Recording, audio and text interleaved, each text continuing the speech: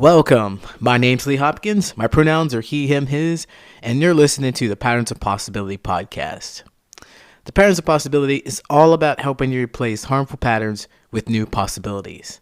In each episode, we'll explore topics that inspire confidence, direction, and resilience. In this week's episode, I'm going to explore distraction.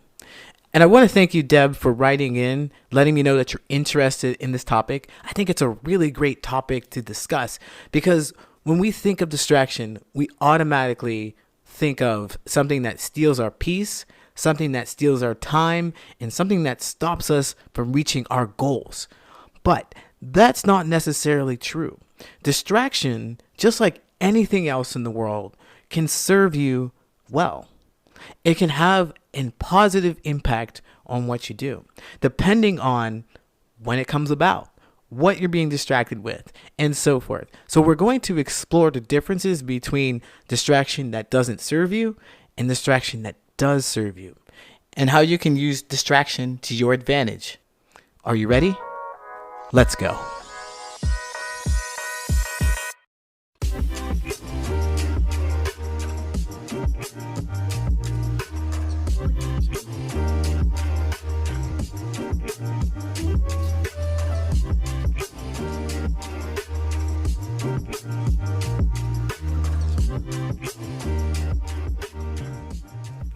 Distraction.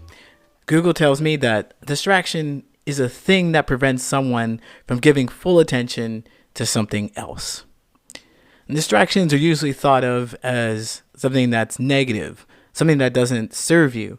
And of course it would, because when you're looking at a goal, you have a distraction that gets in your way. It stops you from moving forward in life. It stops you from reaching your potential. Some years ago, I worked in a warehouse unloading trucks, lifting boxes, putting things away like that. And this job was full of men because, a lot of women didn't really want to work in a warehouse unloading trucks, lifting boxes and things like that. So there were a bunch of guys around until one day, an exceptionally beautiful woman got hired. And I'm not saying exceptional for her for being around a bunch of guys to compare to. I'm saying she wasn't just warehouse beautiful, she was everywhere beautiful. She had light eyes, olive skin, and a nice figure. Many of the guys were just fawning over her, like, "Oh, can I help you? Can I come help you? Do you need help lifting this heavy box? I big man, I help pretty lady." A lot of guys were doing that, trying to get close and talk to her and stuff. I was no different in the sense that I was attracted to her. I thought she was very beautiful. But I didn't fall all over her like that. But more importantly, they would not give me the time of day. And that was just fine because I had a partner, I was already dating someone, I had someone to go home to. So I never tried to put any moves on anyway. And aside from that, like I said, they never gave me the time of day. Never, ever considered it.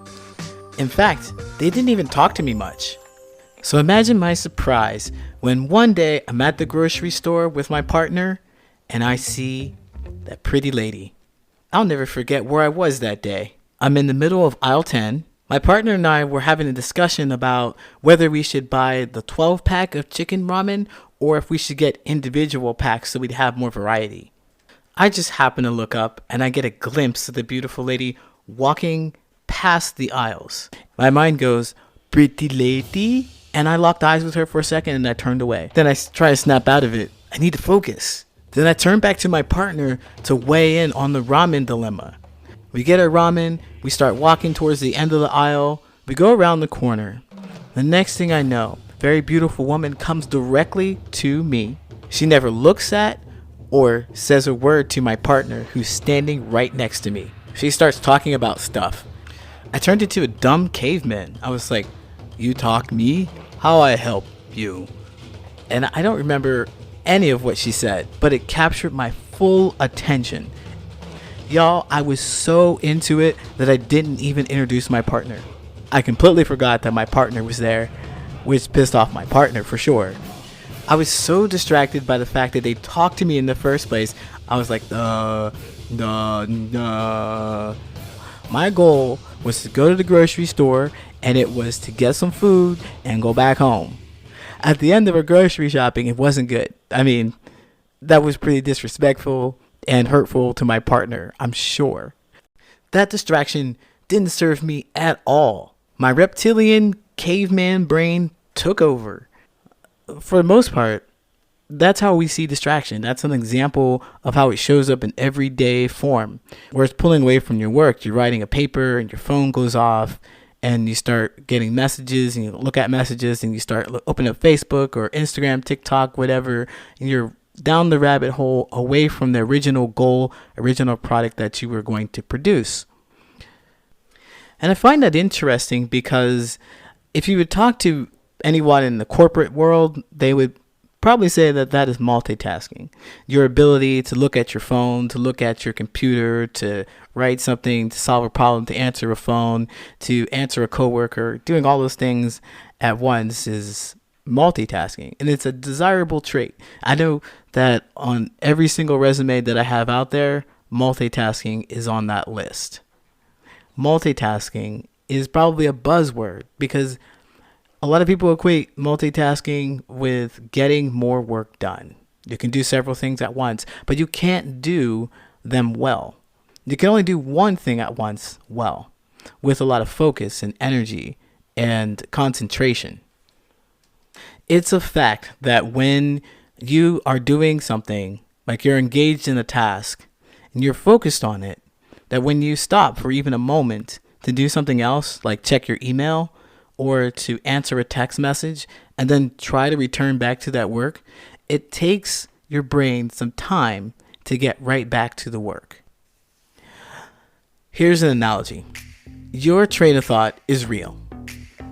In real life, it takes a considerable amount of time and energy to get a multi-ton train up to full speed. It's the exact same when it comes to your mind. You need to put energy into your thought train to get it moving. Imagine that when you're switching tasks, you're switching trains. You can't jump from one high-speed train to the next.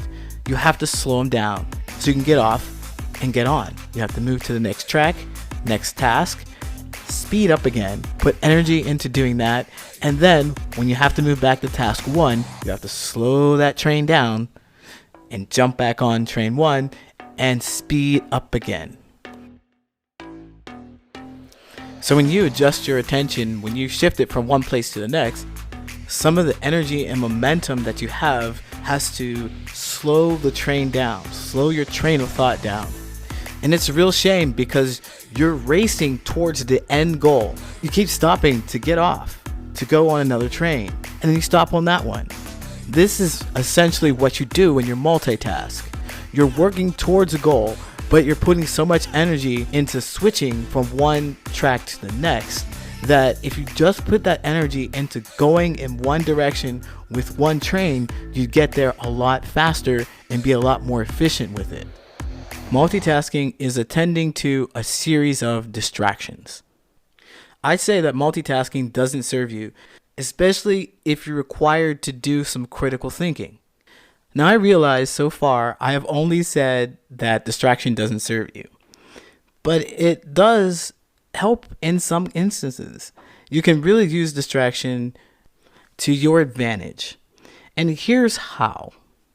So I'd like to start off by changing the definition. At the beginning, I said it's a thing that prevents someone from giving full attention to something else. But I want to say that it's a thing that prevents someone from giving your conscious attention to something else. Consciousness is the key here. If you've ever had a problem that you were really focused on, that you could not solve, that you tried many times, that you consulted people, you went to Google, you tried everything you possibly can and was still stuck, but still focused on it, that is a situation in which distraction will really serve you. From time to time, I become completely obsessed with some kind of problem that I have, with some issue that happens, from some challenge that I get. I cannot turn away from it.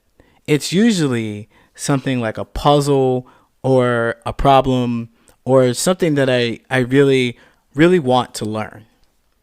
If you've ever had a problem plague you and steal your sense of peace because you're so busy trying to figure it out, distraction will help you by turning off your consciousness and turning on your subconsciousness. Now, the way it works is that throughout the day, throughout your entire life, you have been subconsciously picking up things from the world.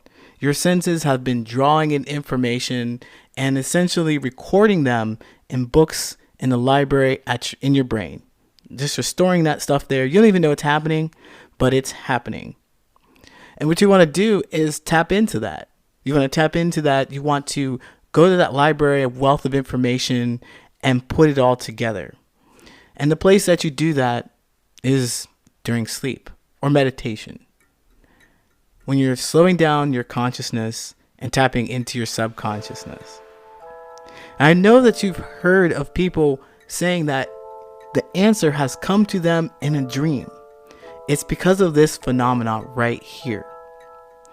When you are out there, like what I was, when you're out there trying to figure out the problem, you're focused and you can't get it.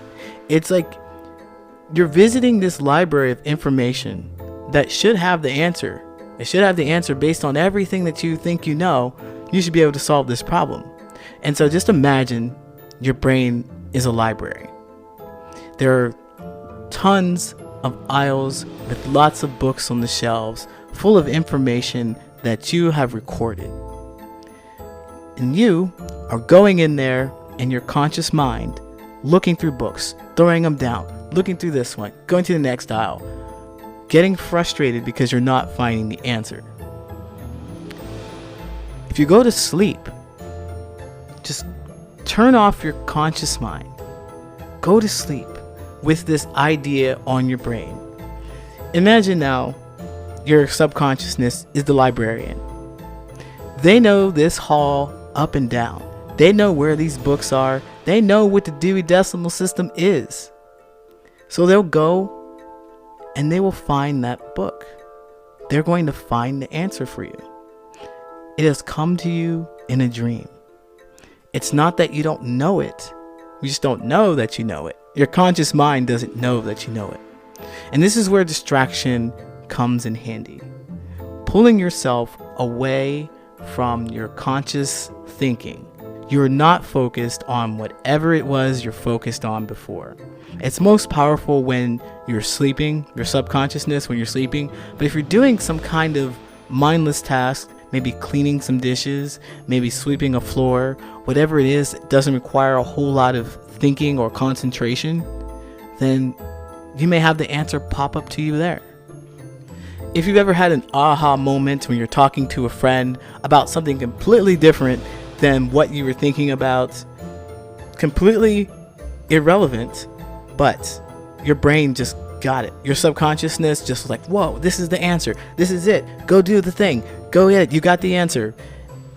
That's essentially how it works. Your subconsciousness is always running in the background.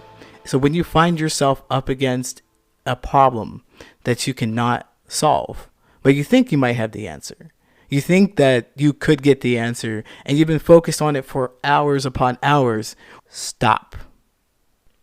Distract yourself.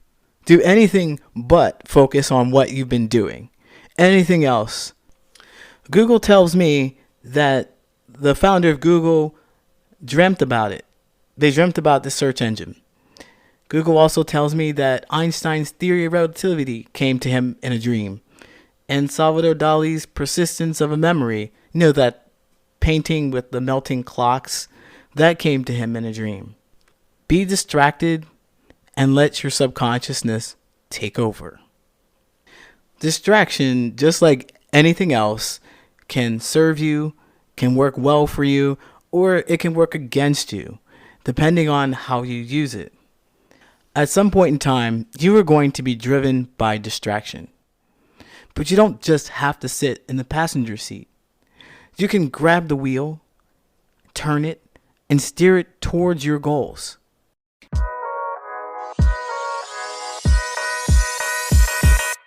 My name's Lee Hopkins. My pronouns are he, him, his, and you have been listening to the Patterns of Possibility podcast. I hope that you found today's episode interesting, insightful, and entertaining. And if you have, please leave a review for me on Apple Podcasts. It'll really help the podcast get discovered, as well as share this with any of your friends or anyone you think might find it interesting. I'd really appreciate it. Again, thank you so much for listening. It's been really awesome making these podcasts for you. If you have an idea for an episode, I'd love to hear it. Go ahead and email me at patternsofpossibility@gmail.com, or you can find me on Instagram or YouTube, and I'm on all the social medias at Pattern of Possibility. So reach out to me. I'm looking forward to hearing more from you. Once again, thanks for listening. Take care.